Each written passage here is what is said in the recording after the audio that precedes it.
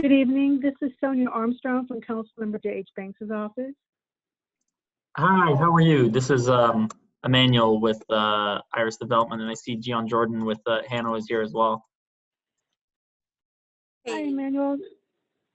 How are you? Hi, everybody. I'm well, thank you. This will be the line that Councilmember Banks will be joining in on.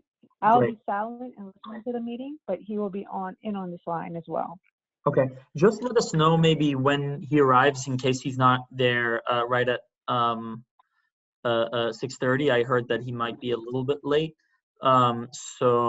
Just interrupt us and we'll feed the floor further to the councilman.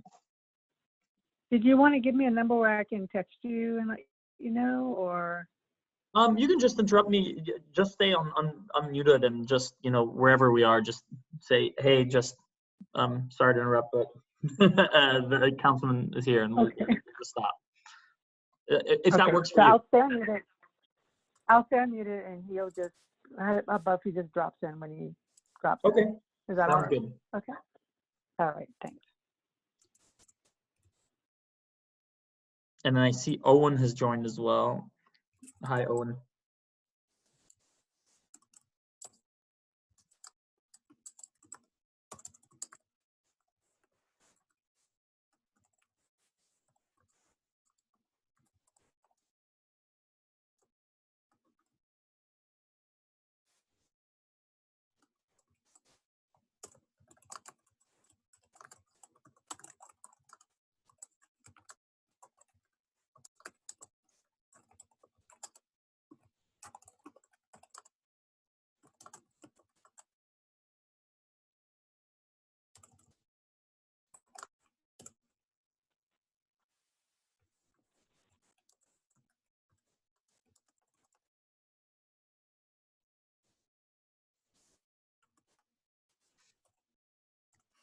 How's your day been, Gian?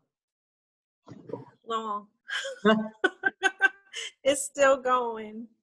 It's still going. It sure is. Check your chat for me.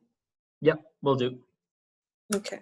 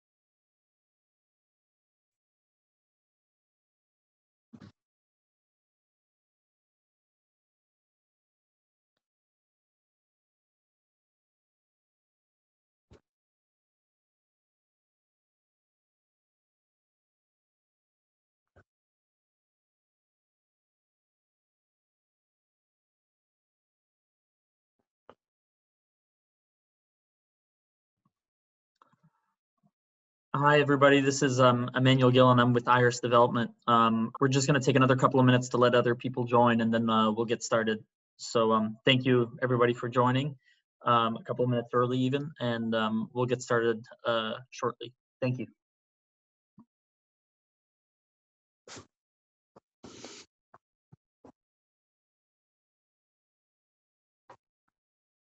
Hello, all.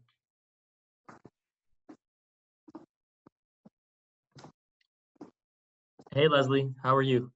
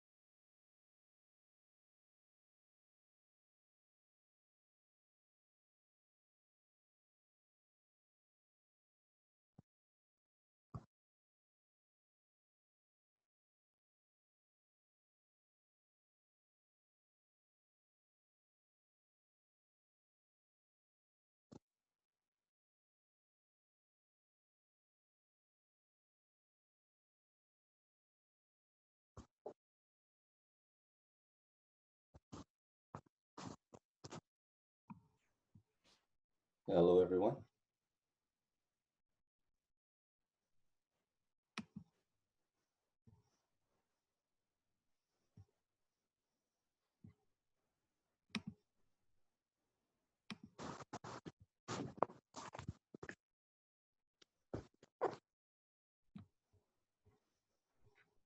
Hey, Curtis, how are you? Good. How are you?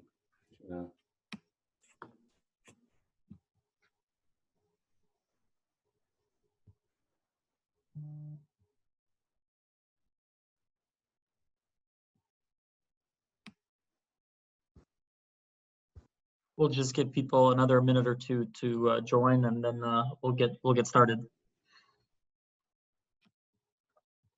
And Curtis, just so you know, the phone number at the bottom, the 504 number, that is the line that Councilman Banks is going to be joining on. So, and I suggested that whenever the councilman joins, to just interrupt us, and then we can cede the floor for the councilman. Absolutely.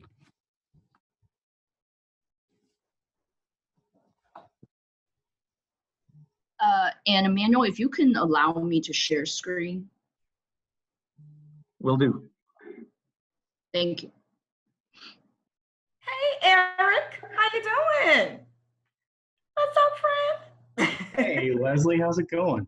It's going. It's Yeah. It's going. It's great. Yeah, I feel you. Are you guys working from home or are y'all working at the Hano office now? Kind of a mixture of both. Mix of both? Mix of both, yeah. Kind of staggering schedules so that we don't have too many people in the office at the same time. Yeah, that makes sense. Yeah. So we're mixed up. It's good to Yeah. see you. I know. I think last time I saw you was like November at that Choice Neighborhoods conference. Yes, Huh? absolutely. We had a good time. That was a fun night. That was definitely a fun night. It was a good time. Yeah. We'll get back to that norm again Let's hope so. Soon. next year, probably. Yeah. Yeah. Sorry about my socializing, guys. That's quite all right.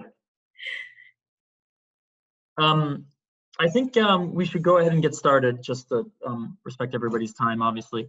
Yeah, just to let you know, Emmanuel, I believe the councilman is, and he's on the phone. He's already on the phone? Yeah, they're calling from 496-8880. Yep. Sonia, Yeah, but are you there? but I thought they weren't there yet. We interacted a couple of minutes ago on that. Okay.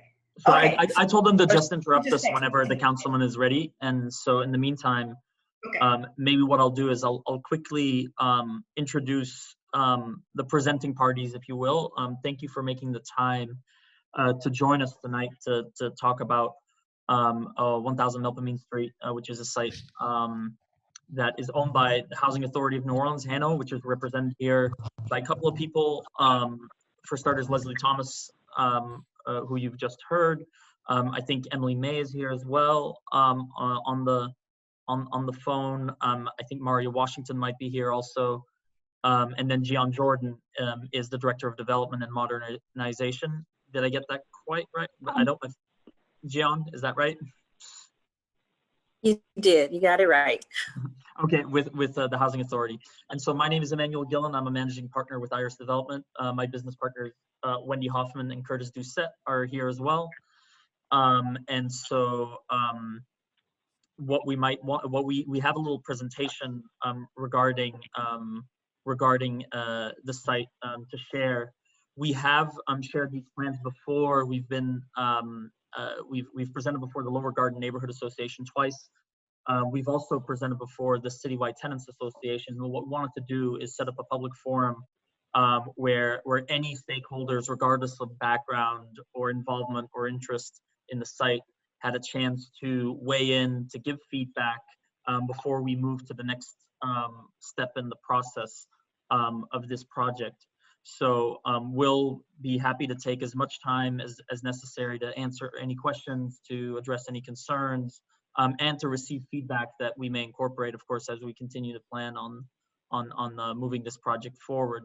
So maybe Wendy, if you could put the presentation on a share screen.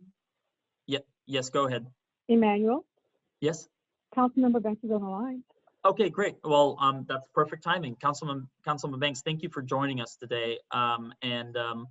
We'd like to cede the floor to you for some comments, or we're happy to give a little bit more introduction if you'd like. It's up to you.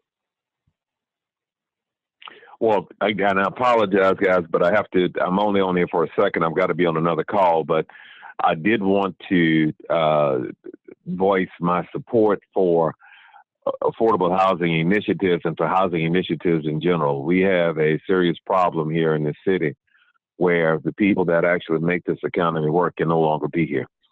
So anything that we can do to help increase the housing stock, I am support of. But I'm also very mindful of the fact that all the developments and all of the new construction and anything that comes along must be complementary to the neighborhood and not detrimental to it. So I'm not interested in having high density redevelopments in neighborhoods, but something like this that fits.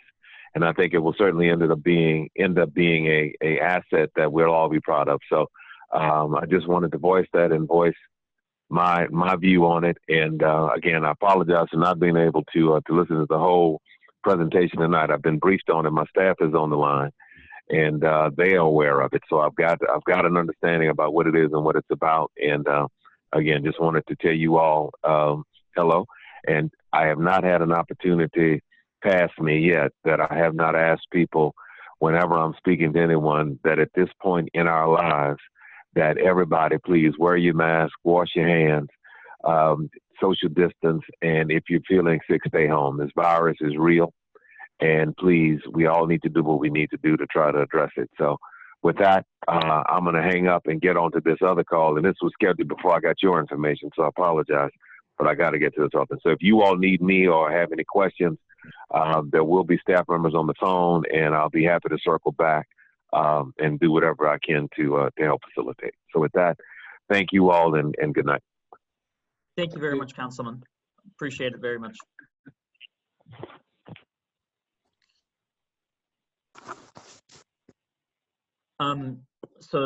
Yeah, we will be happy, obviously, and I know there's some staff members of the councilman that are on the phone. We'll be happy to continue our engagement with the councilman's office and any information that he needs or any further questions or concerns he has.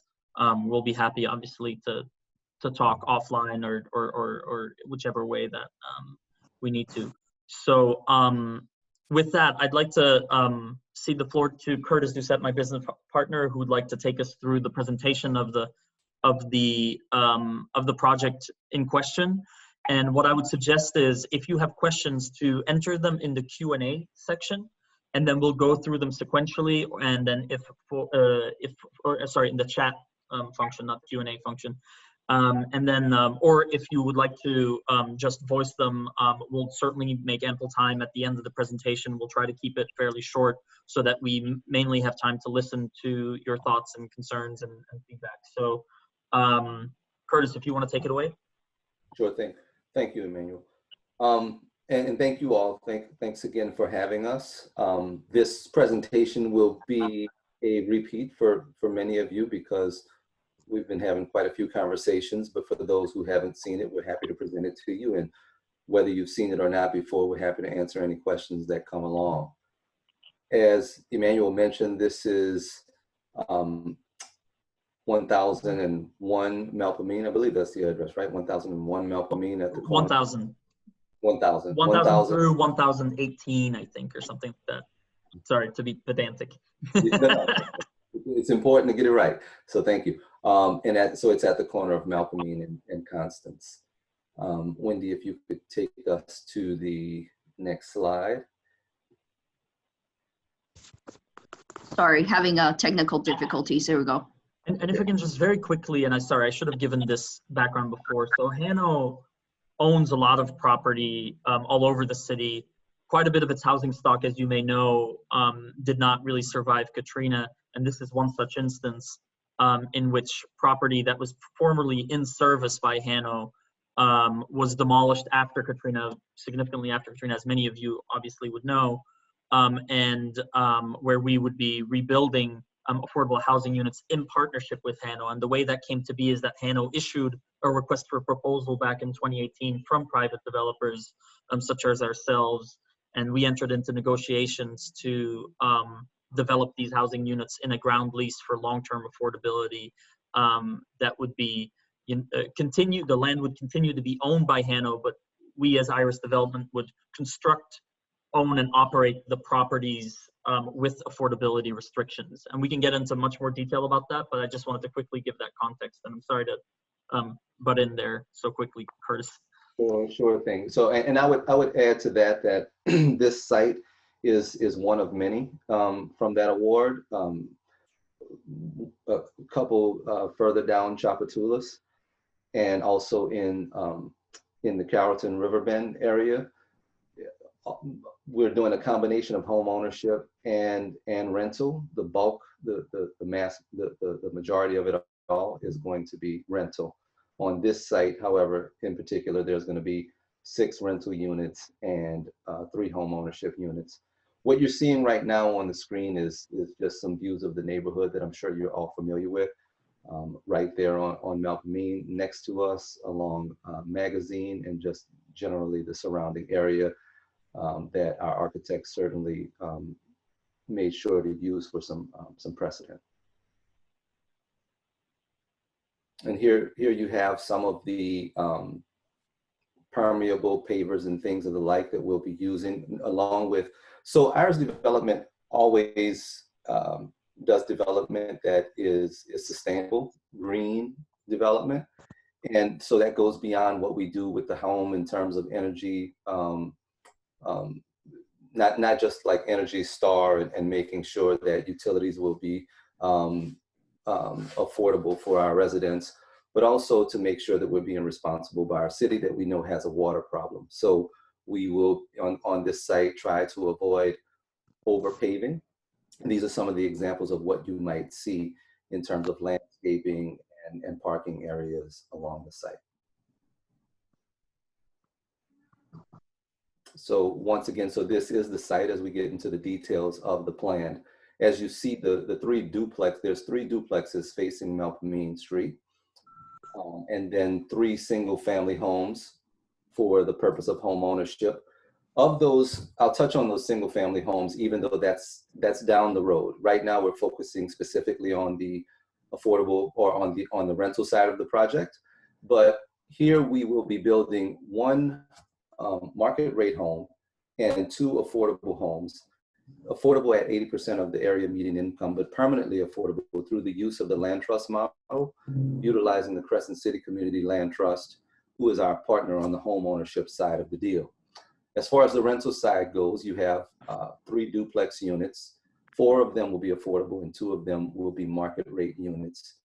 We've used a mix of strategies. This project, unlike most affordable housing projects, is not really heavy on subsidy. Typically, you would use low-income housing tax credits. When you see the larger developments, that's what developers are using, in which they are getting a bunch of equity toward the project. And in this case, we won't see that. This is mostly a hybrid of a market strategy, with hopefully a little bit of infusion of cash to help facilitate quality development here. But what you also see is the parking area behind the homes. Although the lots are subdivided at 30 feet, I think actually 2 of those are at 31 feet, so they would be requiring parking 1-for-1. And that's what we've provided here in the backyard, as well as some green space there for the property. And one thing to add there as well is that the unit on the right, it might be hard to see, but that is a ramp. Those 2 units will be ADA accessible. So out of the 6, 2 will be ADA accessible. Or is that, sorry, out of the 6, 1 will be ADA accessible, I should say, because that's the ground floor. Yes. Yeah, my mistake. Yep. Sorry. Yep. All right, Wendy. All right. And here are the elevations that that our architect has provided. As you all, well, many of you may know, we did go through the HDLC process, and quite a bit of there was quite a bit of feedback. I mean, not much. I think that our architect did an excellent job of doing something that was already in keeping with the neighborhood context, but we did take feedback from HDLC, and we have recently completed that process. Once again, some more elevations. Something else that's important to note is that we have not selected the colors of these units yet. So any colors that you see are simply just to depict differentiation in setbacks or material here on the site, but we haven't selected the colors yet. Here's our layout. What we'll have on these sites is 2-bedroom units on the ground floor, and those will be 2-bedroom, 2-bath units. And then on the upper level, you'll find 3-bedroom units with 2 baths.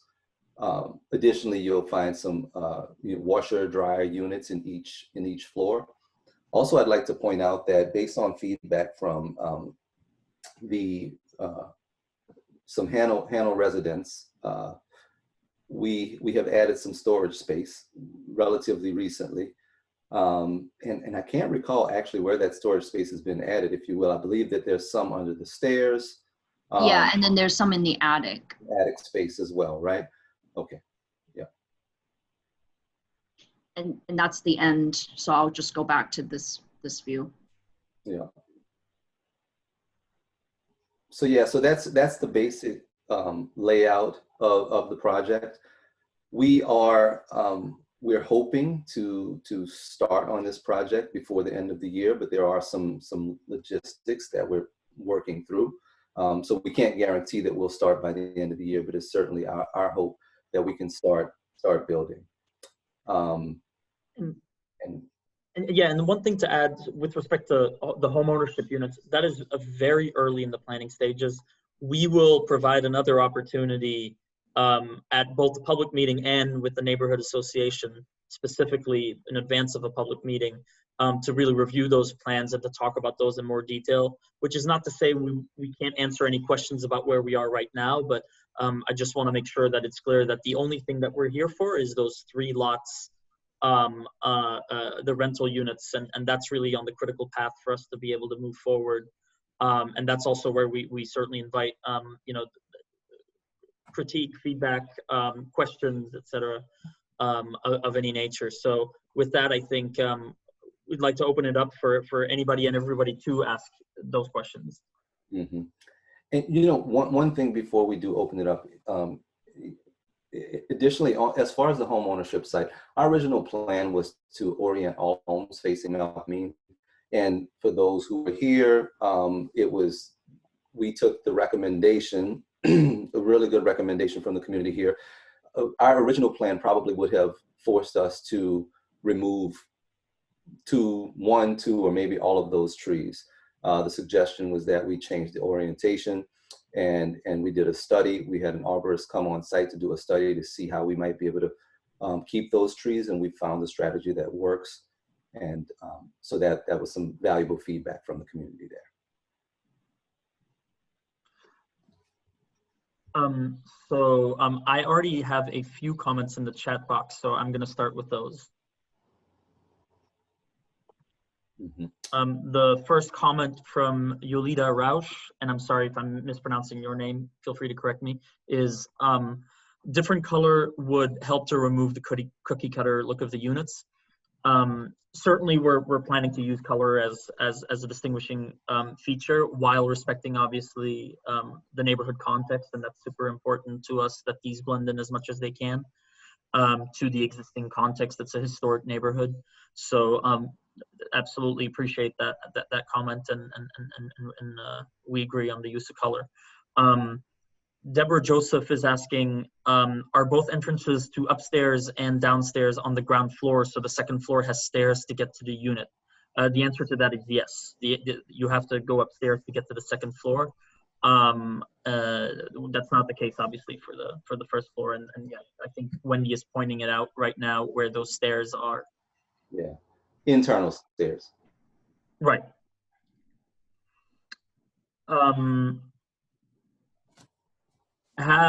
There's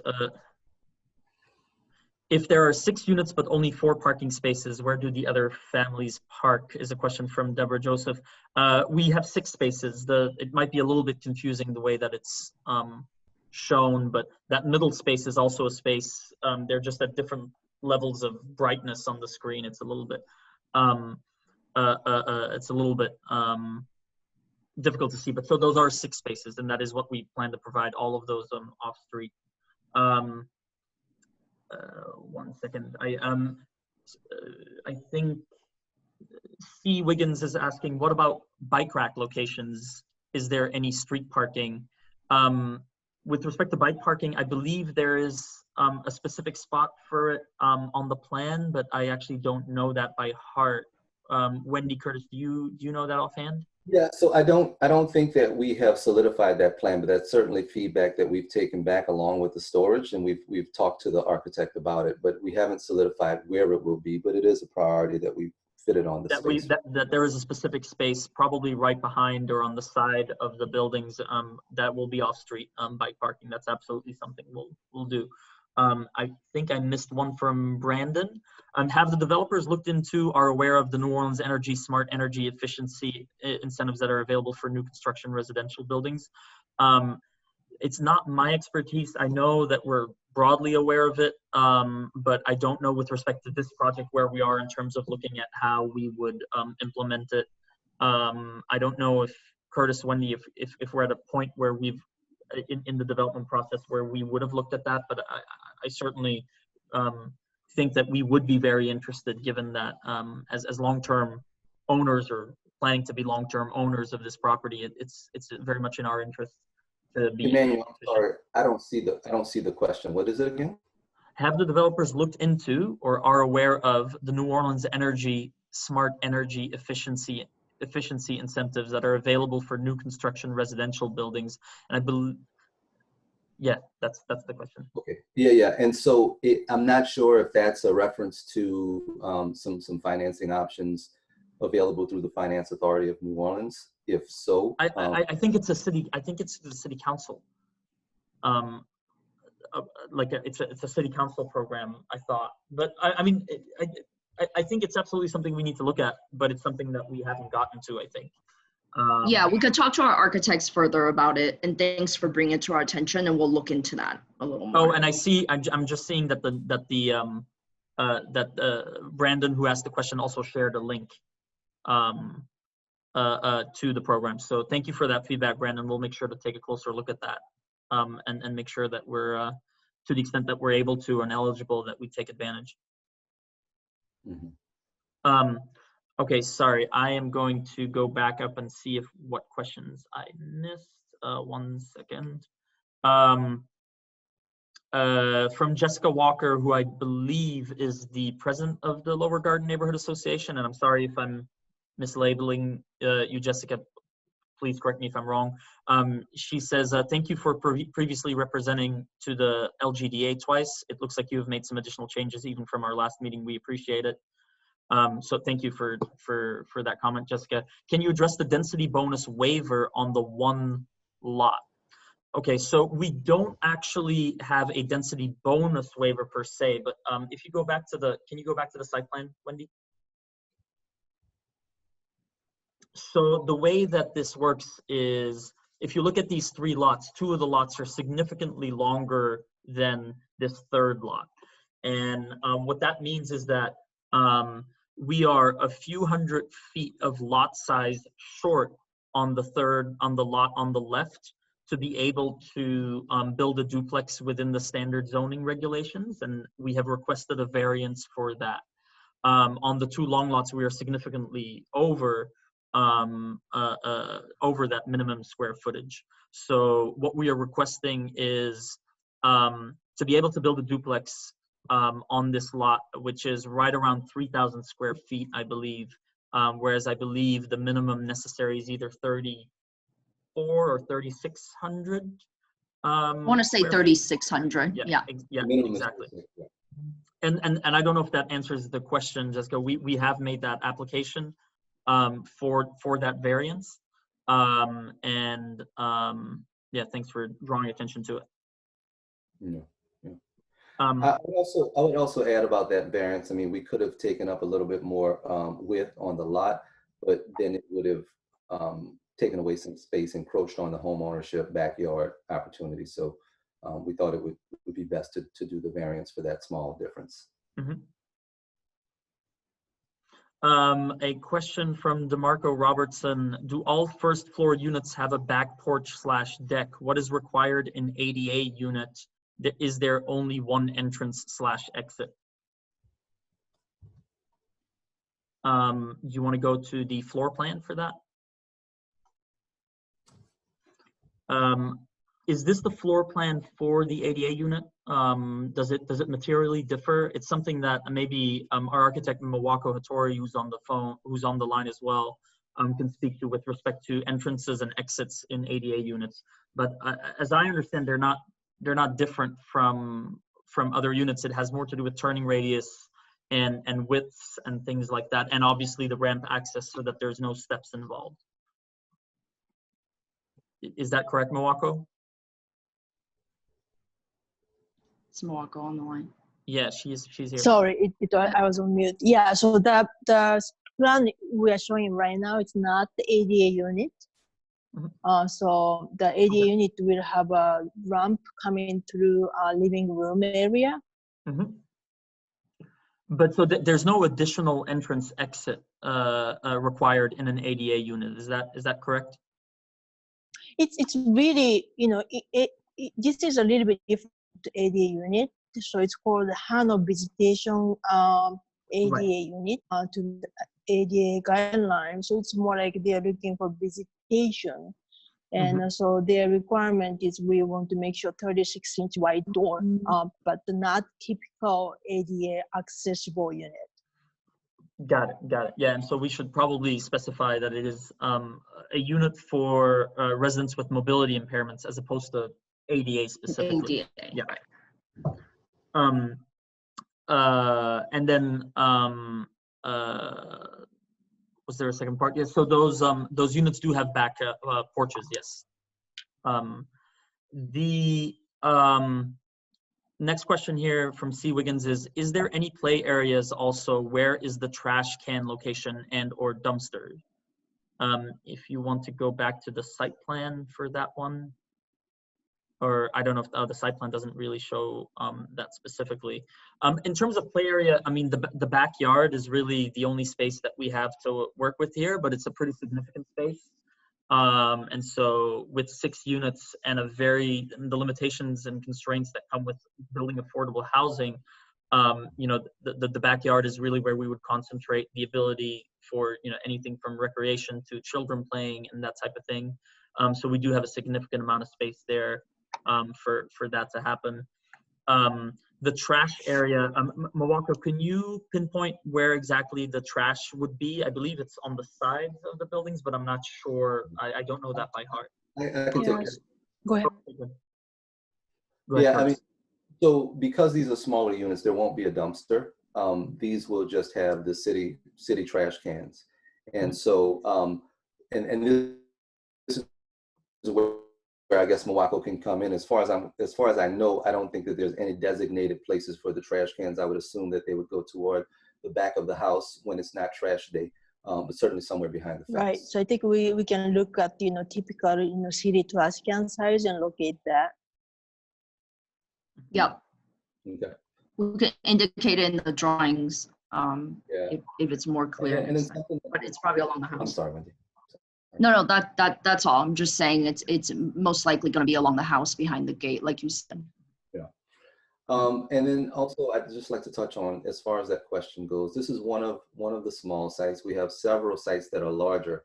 And I want to say this, but I want to be careful about this, that this is not a promise, but it is something that we feel strongly about, is trying to work with, whether it is the community, whether it is city departments or whoever we might be able to work with, to create some type of collaboration that would allow us to utilize some adjacent sites for play areas. Like one of our sites has a park across the street that needs some attention. We'd love to try to work with the city and neighbors to see if we can do some things to get that park spruced up a little bit. And there's some other ideas in other neighborhoods. Unfortunately, this site doesn't necessarily lend itself to additional play space beyond the backyard. The next question, again from Yulita Rush, what type of siding do the units have? Drive it is the question. The material specifications, I think, were reviewed in HDLC, but I don't know what the technical name is. I don't know if. You mean the siding over here for the house is just hardy? Is that the question? Sorry, Emmanuel. I think so. What type of? Okay, siding yeah, do it's the all. units have? Yeah. It's just hardy. It's all going to be hardy. Yeah. This Ms. is Deborah- hardy panel and then hardy slab siding.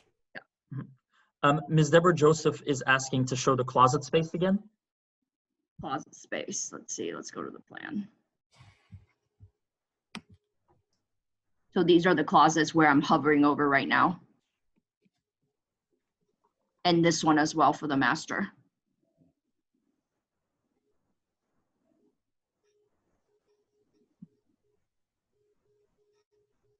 A message from John's iPhone.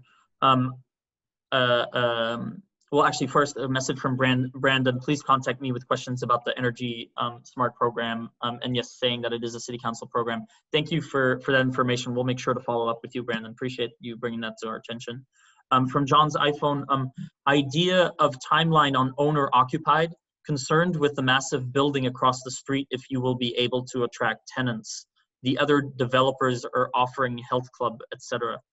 So I guess there's a couple of things about that. First thing I want to point out is that 4 of these units will be rent restricted. And so they will go to 4 families that are on a list of thousands and thousands of people who are on waiting lists for affordable housing. And so those units are just a small part of what I think also the councilman referred to as a massive dearth of affordable housing in the city, and we'll go towards that. Beyond that, there are 2 market rate units that don't have health club access, but they do. But I think they'll be very attractive, and they'll be very aggressively priced all the same, and I think they'll be broadly affordable in a market rate setting as well. I don't know if there's another thing that Curtis or Wendy wants to add to that aspect of it. Yeah, I would just say that as far as the affordable units, we think it's such a desirable area, and we are very proud of our floor plan and design in general. I think that we will obviously easily attract tenants to those units, and I feel the same way about the market rate units. Compared to an apartment complex, there's different people who like different styles of living. Some people would prefer an apartment complex, and then there are those who would prefer the coziness of what feels more like a single family home. And those are the people that we'll be trying to attract. And on your first question, the idea of timeline on owner occupied, it's a little bit up in the air. We have not engaged our architect on that. We are still doing some pretty significant things that need to be sorted out administratively before we can really get started. So it's hard to give you a firm timeline on that, other than that to say we would like to be able to get moving on that in terms of the planning aspect of it this fall, so that at some point within 2020 we can come back to both the neighborhood association and the public at large with a presentation. But that's very much subject to change. Eric Iglesias says he has several questions to ask. So Eric, if you want to go ahead, by all means, we're happy to hear them. Great. First of all, thank you all so much for again communicating your plans for the site. I just have a few questions. The first one is, you mentioned like sustainability and green. Are you referring to like actually like just simply putting like Energy Star appliances in? Or are you thinking like some sort of LEED certification? Or? So we won't go as far as to actually seek the certification, but we will we'll take a lot of elements of those standards into consideration as we do the design. We've done quite a bit of Energy Star development, so we kind of have a good idea of which things give us the best bang for the buck. Excellent.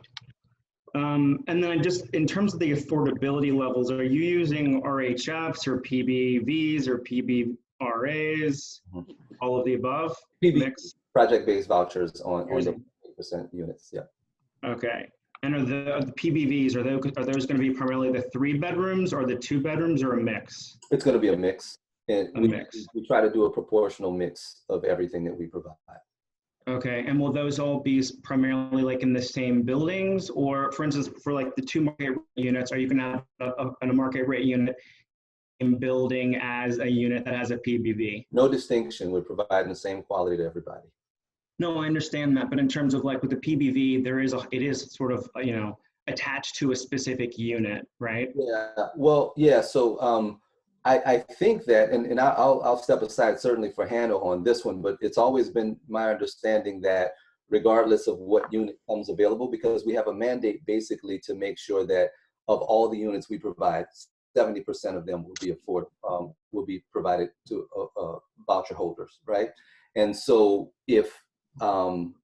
so I don't think there's a specific designation to a unit. There's a specific designation to a site. Okay, I just want to make sure. I mean, so my background is in affordable housing. I've been working in that industry for the last 10 years. I've actually been a contractor to Hano. I've developed probably close to $800 million of affordable housing throughout the country. So I'm just, in terms of like the way that I've always done it in the past is very mixed in terms of, not just putting public housing units in one building. The approach is a bit more expensive to have market rate and also the affordable units, if that makes any sense. We agree with that strategy fully. Okay. And you said these are going to be, are you using any RHF funds for this? No. None? No, okay. All right. And in terms of who's going to be property managing the sites? Mm-hmm. So we haven't exactly selected a property manager. The way that we always answer that question is here. At the end of the day, the buck stops with us. Whether we do it ourselves as we have in the past, or whether we hire a third party, we're going to hold them to standards that we set. Sure. Have you all ever like managed specific sites or managing your current developments? Yes, we have. So we've done both. We've managed some sites ourselves, and we've also hired third-party managers. Okay.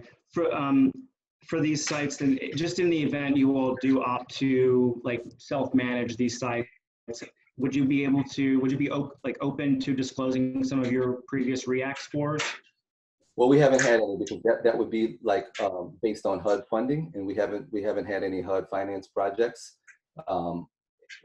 Nor tax credit. Yeah, nor tax credit projects where that would come in. And so I think it's also unlikely that if there were tax credit funding or HUD funding associated with it, that we would be eligible on account of not having done it before. They're typically pretty strict, but that's That's not something we've done. So we don't, I mean, we'd be happy to share REACT scores if we had them, but we don't.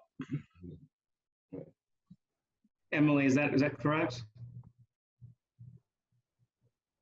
Because they're using PBVs, they're not required, they're not going to have any potential REACT scores? Oh, no, well, sorry, that's not what we're saying, to be clear. We're saying we don't have currently any REACT scores to share because we don't, right, exactly. Okay. I can't speak to whether a PBV award actually creates a REACT score for the property management company, and that's very well possible, and we'd be open to it. Yeah, it does. I'm pretty sure, Emily.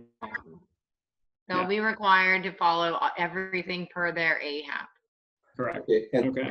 so the AHAP then is more like a typical voucher off the street, which comes with an annual inspection. Right, the HAP for the AHAP, right? Yeah, and so and we've always done really well with those. Awesome. Not that I'm biased at all, but if you need any property management firms, I've worked for one of the best in the country, so I'm happy to pass that on. Who is that? McCormick Barron. Oh, yeah. Management. Much respect. Agreed. Yeah. Let's see. But I had one more. Oh, yeah, the other question. So for obviously because these will be PBVs, what is either your approach or Hannah's approach to ensuring that all the residents that are utilizing their PBVs or that are at least residing within PBV units are adhering to their 8 hours of community service per month? Who's going to be overseeing that and making sure that they're receiving their community supported services? It wouldn't be us. I believe that would be more the duty of their caseworker. Does Hano have like case managers? Do they have like the capacity to? Because listen, again, I support affordable housing. What's critical too, especially when it comes to like off-site housing, which typically scattered site, PBV units are not particularly something that's really kind of developed much in this way. So my only concern is just making sure that these residents who are living in PBV units truly have access to the supportive services that enable them to move up the socioeconomic ladder, right? That's the whole theory behind affordable housing, and specifically with the CSS programs. So I just want to, I don't know if Hannah can comment to that, but that's just something I would like to know. Okay, they'll have, from what I understand, they'll be able to access anything that any of our other voucher residents have access to within the HCVP department, including the family self-study program as well. Okay, and so Hannah will be monitoring their requirements to do the 8 hours of community service, whether that's through job training readiness or any other community service or volunteering even. Hannah will be monitoring all of the residents living within these PBV units. I think it will be it's not our department. The development department doesn't manage that, so I can't speak for the HCVP department, but it would follow any of our other project-based voucher HAP contracts throughout the city. Yeah. Well, and Eric, to that question, one thing that we have done quite a bit is that we have provided empowerment opportunities for residents of our places. So whether it be training on credit, job readiness, home ownership, we have a history of providing those things on the properties that we own and manage. Oh, great. Okay. It is very likely that we'll do something like this. Not to mention, there's some home ownership opportunities right here on this site. One of our goals with the home ownership is to convert some Section 8 renters to homeowners via a program that Section 8 has specifically for that. And we've done that even without being connected to a Hano project. We've done that in the past. Yeah. The only problem I've run, just a side note, the only problem that I've run into developing for sale units, like a part of the Harmony Oaks development in Central City, we had a large component of, I believe, 50 offsite areas throughout Central City we're targeting for home ownership. The challenges we had was just in terms of finding qualified individuals, and then some of the other challenges was just primarily with maintenance. So I'm sure you guys are aware of that kind of stuff. So. But again, I'm not trying to come off as like I'm anti-affordable housing. Believe me, I spent the last 10 years of my career developing affordable housing. These are just some of the really important, like critical components for me to make sure that these residents truly have an opportunity to advance economically. It's just a really important aspect for me. I just want to make sure that everything is, we're all on the same page. Yep. Okay. I appreciate the input. Definitely. Yeah. I want to get unless you have other questions, Eric. I want to. I've got about 20 messages I think in the chat that I'm going to get to, but happy to also come back to additional follow-up questions based on what we've talked about. Deborah Joseph is asking, how do the cars enter the parking space from Constance? Can you go? Yeah, thank you. So there isn't any car access from Constance because on facing Constance, there would only be 3 single-family homes at some point in the future, meaning that the parking area is actually accessible. And Wendy, I don't know if you were able to point this out, where the driveway is between the 2 duplex rentals on the right, and that's where you would both come in and out of the parking area. Wait. Is that right? No. Oh, my bad. Say that again. The parking area for the rentals, if you could. Oh, for the rentals. I'm sorry. I thought you were talking about home ownership. Yeah, it's here. Well, I'm assuming, Ms. Joseph, that your question is with respect to the rentals. On the single family side, it would simply be a driveway for the single family homes is how we're imagining it today, but that's pre-designed and we really simply don't know yet. Owen is asking, the unit mix is 3 3-bedroom units and 3 2-bedroom units. That is correct. So Jessica Walker adds, based on the question that I answered from her, LGDA is in support of the way the lots are divided now, including with the variance on only that one lot and preserving the trees. Thank you. Thank you very much for engaging with us and providing the feedback to get us to this space. So thank you. Ryan Glass is asking, will there be off-street parking for the single family home units? Thank you. We certainly anticipate that there would be, but again, it's pre-design, it's hard to say. And before we move forward on anything there, we will be back to talk to both the neighborhood and in a public meeting. But our anticipation is yes. What is the, C. Wiggins is asking, what is the square footage for each bedroom size? Also, is there 1 parking spot per unit? So yes, there is 1 parking spot per unit. There are 6 parking spots for the 6 units. What is the square footage for each bedroom? I believe, Mawako, do you know that offhand? It ranges 100 to 160 square foot per bedroom.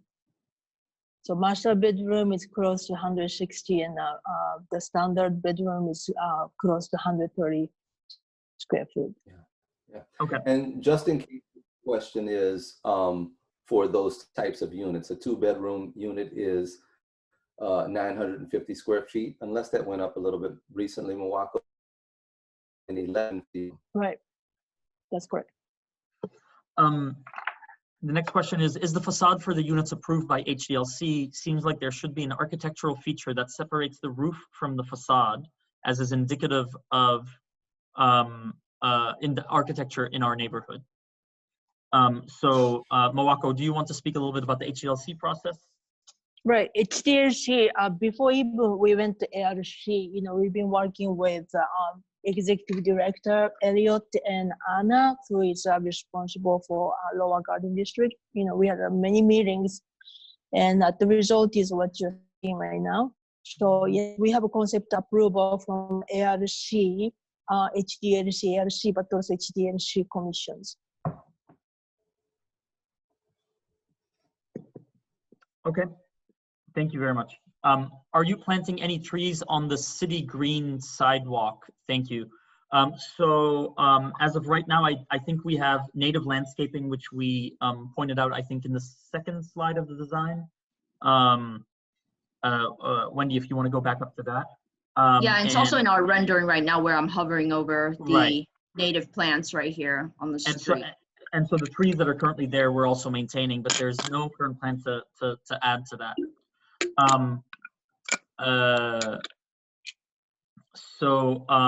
Owen is asking, what is the maximum occupancy per unit?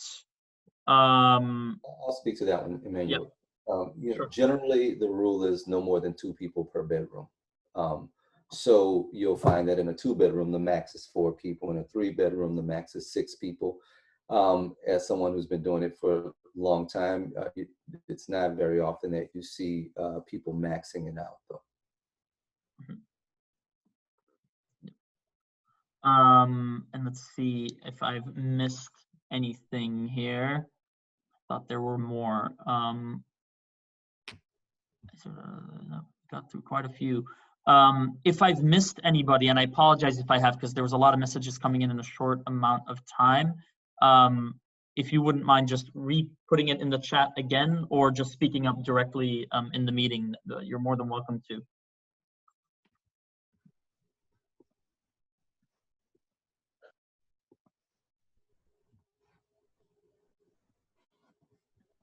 So yeah,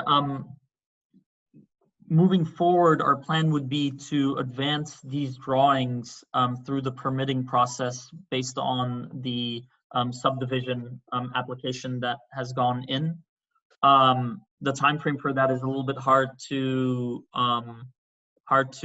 predict, especially given everything that's going on in a broader sense in society and life.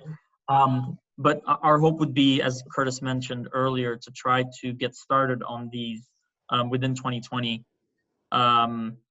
We are going to post the answers to the questions that were asked here publicly on the Hano website. Give us a little time to do that.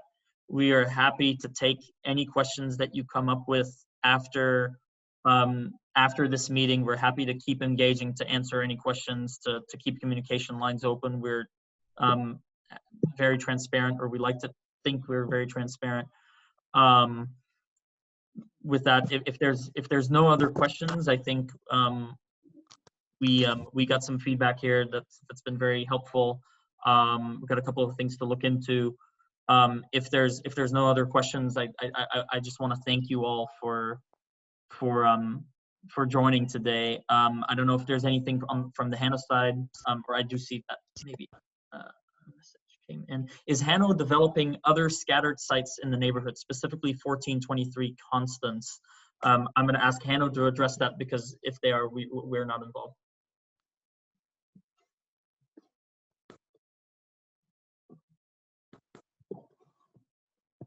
Okay, we do not have specific development in that area, but we are in the process of trying to develop all of our vacant land. And so at one point in the future, there may be an RFP process for any other sites. Question from Matthew Strain: the patch of grass behind the parking lot, can that be more parking to free up street parking? We feel like providing the 6 units for the 6 households is a pretty adequate way to provide the parking off street, and we'd be a little worried about creating more infrastructure that takes away more green space that I think the residents of this development would very much enjoy.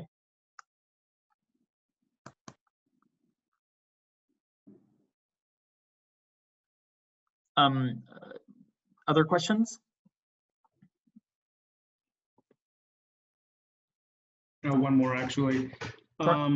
Actually, 2. Sorry, I'm full of questions today. That's fine. And maybe you mentioned it already. Are you open to potentially including a streetscape into your overall plan, specifically that on Melpomene Street? When you say streetscape, I'm sorry, I'm not sure. Yeah, so like trees, like So- cuts into concrete. Well, so what we've done here is, because the reason I ask is I'm going to be putting some in mine. I know my other neighbors are going to be doing it, and it's just it always looks great too. Yeah. right. And sorry, go ahead, Kurt. I was just going to say one of the ideas that was suggested by another community was that we work with Soul to plant some trees.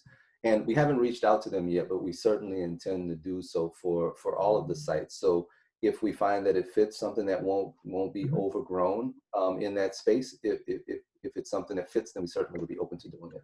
Especially also, to speak specifically about this project relative to other affordable housing projects, I'm willing to bet that relative to a tax credit project, this is going to be constructed at 20, 30, 40 bucks a foot less in overall development cost. It is a very tight budget. It does not withstand a lot of additional construction, and that's the way that we were able to maximize the amount of units that can be constructed here. It means that when we think of things like streetscape that we agree with are very important, we do need to also work with nonprofit partners like Soul, as Curtis said, and we also look at things like native vegetation that we know comfortably fit within the budget that we have, which is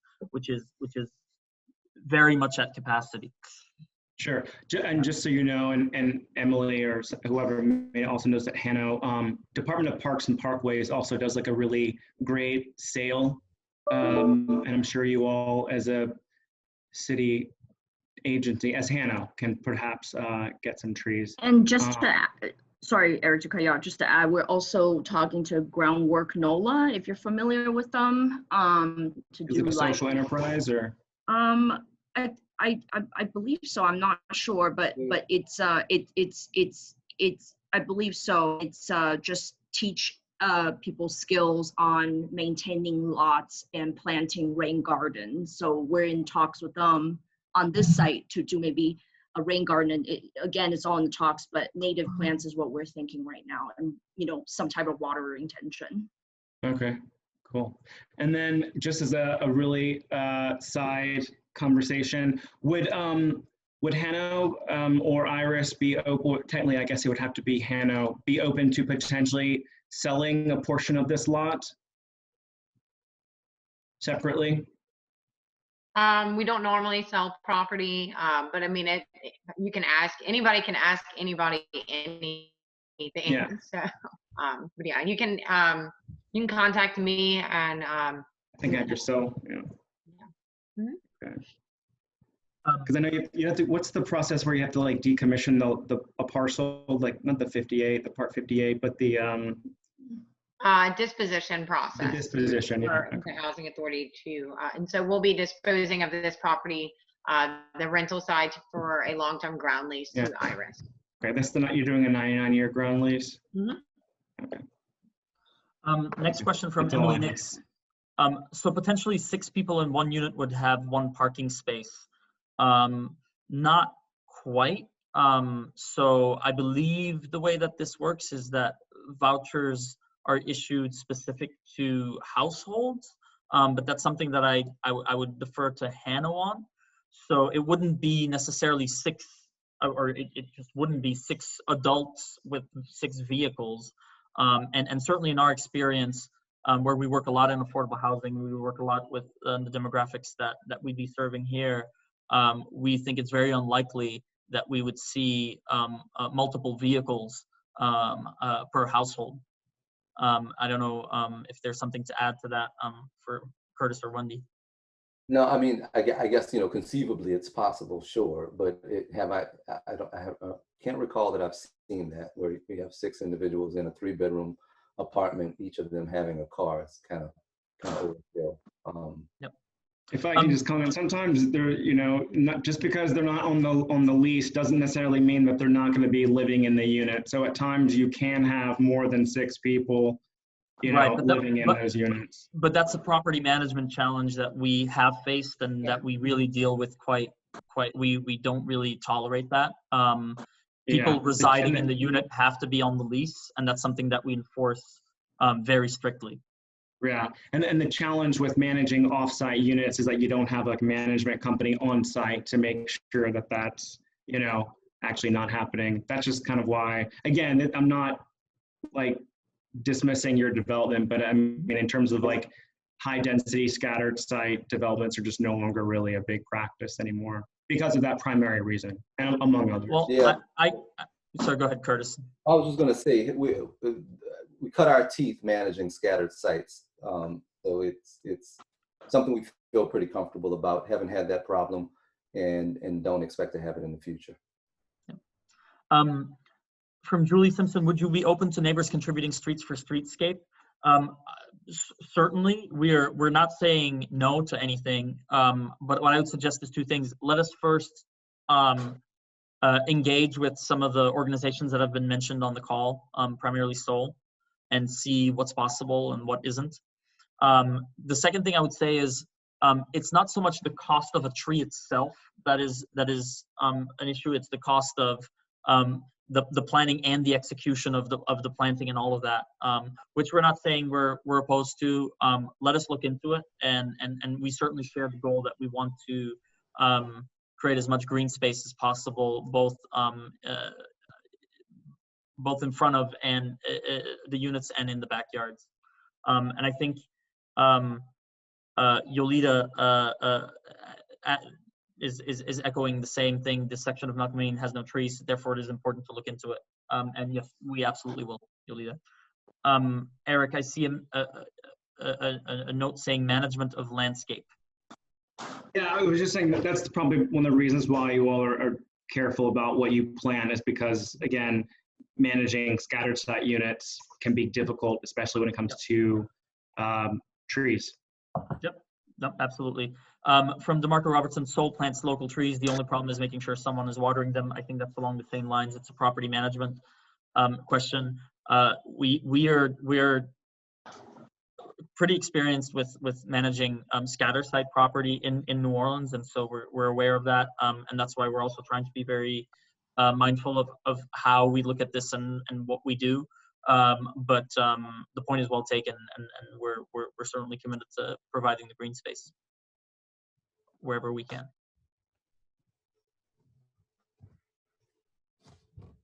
Additional questions, concerns, feedback?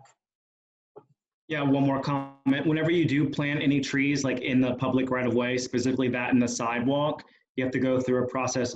Just so everyone knows, you have to go through a process with the Department of Parks and Parkways. And you have to make a full commitment to watering that tree for a full year, just so everyone's aware.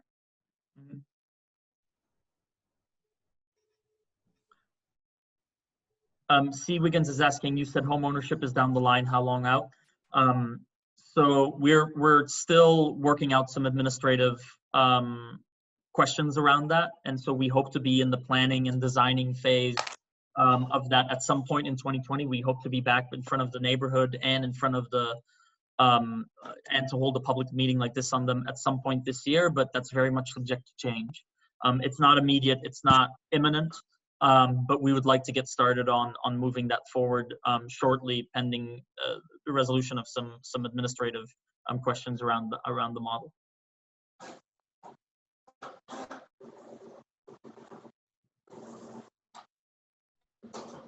Other questions?